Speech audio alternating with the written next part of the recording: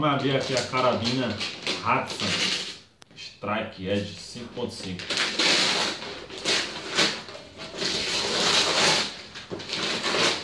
Comprei no mundo da carabina. Comprei pelo site. Chegou antes do prazo. Chegou 5 dias antes. Que era para chegar. Vamos ver o que é que dá. Pistão pneumático, gás RAM, antes fabricado na China. Ross.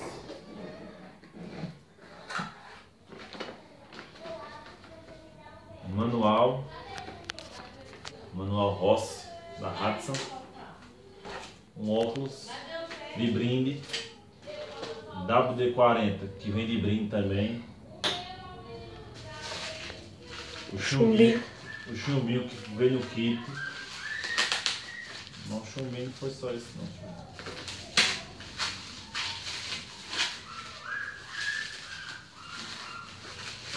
Na minha conta era para vir 450 chumbos.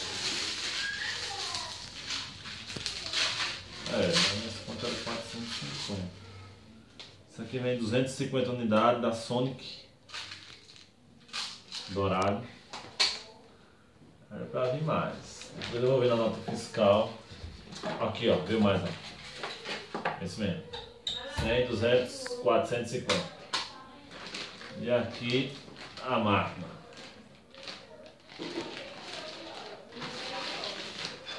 Carabina Hatsan Strike Edge 5.5. Tá vazado. Ela vem com um pouco de óleo.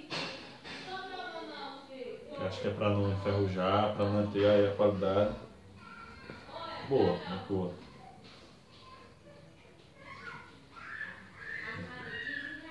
Valeu!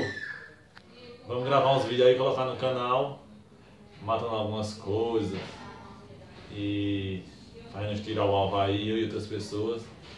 Vamos ver no que é que dá. Valeu!